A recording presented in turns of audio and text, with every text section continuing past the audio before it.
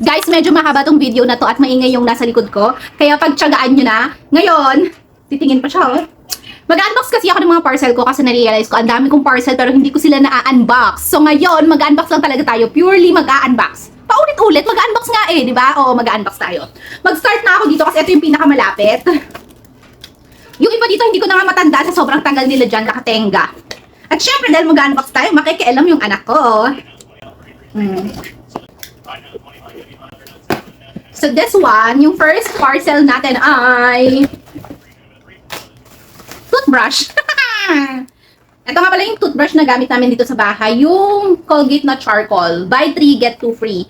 Ang hindi ko lang siguro gusto dito kasi yung nabili ko pala is wala siyang kasamang, ang tawag dito, cover. Pero although may mga cover naman kami dito sa bahay na extra, pero ayun na nga. Ito yung gamit namin kasi alam nyo ba, every time na nagpapadental ako, sinasabi ng mga dentist na parang ang din ko daw mag-toothbrush. Kasi yung dito sa mga ngipin ko dito sa part na to, para daw nakikis-kis na yung gilagid ko. So medyo nakikita na yung ibang part ng ngipin na hindi dapat makita ganon. Tapos kapag nasagi siya, kunwari ng toothbrush or ng dila, para siyang masakit. Ito kasi malambot siya and gustong-gusto talaga namin yung ganitong toothbrush dito sa bahay. Ang haba ng explanation, sabi mag-unbox lang.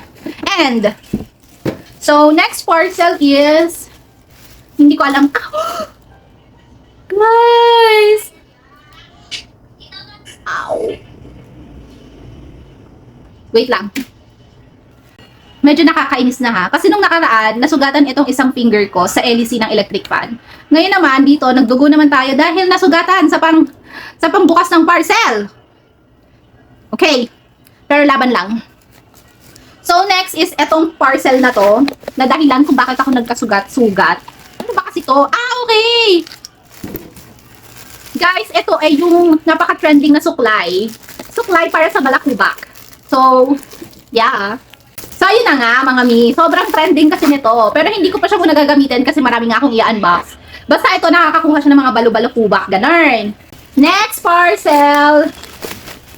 Ah, okay. Ito guys ay itatry ko lang. Wallet. Mura lang to mga mi kasi gusto ko. Mura lang pero maraming gamit. Ganun. Ito kasi mga mi is dalawa yung zipper niya. Pero very compact lang niya. So dito sa side na to, dito yung mga cards. Dito pwede mong ilagay yung mga cash mo pero matutupi.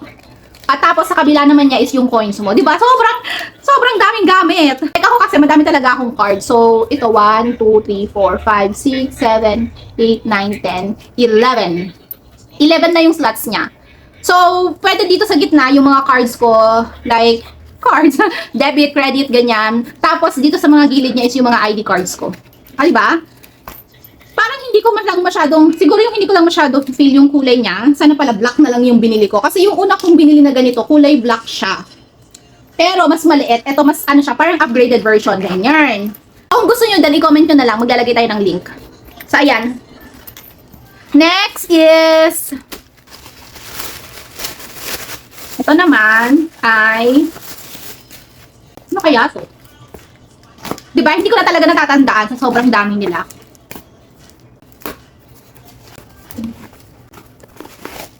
Ah, okay. Ayan, gusto ko kasing ma-inspire sa buhay. So, bumili ako nitong Read Me When. Bali, ano siya, mga mami ko. Meron dito mga Bible verse. Naka-color coding siya ng paper, yung mga Bible verse. Tapos, kunwari, dito nakalagay dito, Read Me When Happy. Kapag happy ka, kulay yellow yung kukunin mo. Kapag thankful ka, kulay pink. Kapag angry ka, kulay dark pink or fuchsia. Pag anxious ka, green. Pag lonely, light blue. Kapag sad, color blue. So, tatanggalin mo lang ito mga mami ko dito sa plastic. Tapos, ipo-fold-fold mo siya. Ilalagay mo siya pabalik ng fold-fold tuloy. I-roll mo siya. Ilalagay mo siya pabalik na naka-roll na. So, every time, kung ano man yung feeling mo that day, yun yung kulay na kukunin mo. Pero, saka ko na lang siya aayusin. In-explain ko lang sa inyo kung bakit ko siya binili. Kasi nga, ayun, gusto ko siya. Gusto ko, pag kunwari nafe-feel bad ako or nafe-feel sad ako, kukuha lang ako ng kulay blue na paper tapos meron siyang Bible verse. So, ganun siya. Basta ganun siya. O, ayan. Kung gusto nyo nito, sabihin nyo na lang din, i-comment nyo, maglalagay tayo ng link kung saan ko siya nabili. Okay? Next naman ay, ito. Ayan, bumili ako isang piraso lang ng Soft Itchy. Hindi ko alam kung bakit isang piraso lang yung binili ko. Kasi siguro naka-sale siya sa isang piraso lang, kaya isa lang yung binili ko. Dry wipes to mga mami ko ha. Next is... okay. Ito is yung ating Dermo Republic. Serum to mga mami ko ha. Yan. Serum na 5% niacinamide plus hyaluronic acid. Yung binili ko ngayon is 30 ml. 30 ml? Oo, 30 ml. Alam niyo naman yan, lagi naman tayong merong skincare video camera route. So, lagi talaga natin itong ginagamit. Next is... okay. Ayan, bumili ako ng manual chopper. Manual chopper ng mga bawang, sibuyas. Kasi minsan tinatamad talaga ako. Lalo na kapag gusto ko, minsan talaga yung bawang at sibuyas ko. Hindi ko siya magawa ng mabilisan. Kaya bumili ako ng manual chopper. Maliit lang naman to, sumura lang din siya. Tapos, may kasama yang... Anong kasama? Ano to? Ano to? Okay. Ito pala, yung para sa CR, like yung pinapump, bumili ako ng iba't ibang kulay. Para iba't ibang scent din siya. So, ipapump mo lang siya dun sa bowl mo. Meron akong kulay blue, kulay red, lemon siguro to, kulay green, kulay yellow, kulay green, tsaka kulay orange. Lahat ng scent binili ko mga mami ko. Wala, para matry ko lahat. So, ano to yung ididikit sa gilid? O, basta sa mismong bowl, para pag nag-flush yung bowl, mabango, hindi masyoho. Meron siyang kasamang ganito, parang ipapump mo siyang ganun. Bukod doon, ay meron tayong biniling Sanrio ni Baby. Kasi naman mga mami ko, si Baby medyo kumakapal na ang hair, tapos humahaba, at laging napupunta sa bandang mata niya. Bumili ako ng kulay black at saka colorful. Para in case lalabas kami ng bahay, tapos imamatch ko dun sa kulay ng isusuot niyang damit. Itsura ng asawa ko. Ayan. Eto guys, madalas ko siyang ma-check out ngayon dahil laging naka-sale. Body wash. Ayan, medyo matagal-tagal akong hindi mag-check out nito kasi ang dami pa naming stocks. Tapos nag-check out na naman ako kasi nakita ko nung nakaraan sale siya. Nakakaloka. Hoarder yarn. Ayan, body wash. Ano pa? Wait lang. Meron pa tayo dito. Ito naman ay...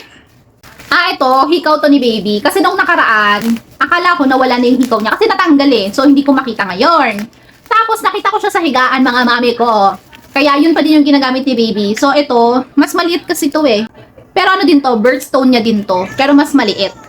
Next is, ito. Yan. Ito guys ay butane. Ay, butane. Ayan. Sakit na ng likod ko. Tapos, ito, ang bigat ah.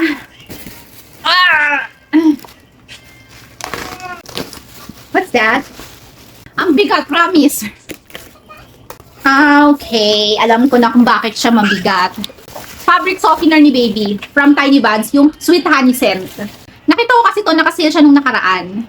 Nabili ko lang siya for only 274 pesos. At alam nyo kung ano yung 274 pesos na yon, papakita ko sa inyo. Masasabi nyo talaga na, ay grabe, sobrang sulit. Doon sa 274 na yon, meron ka ng isang 1 liter, yung nakagalon, na Sweet Honey Scent.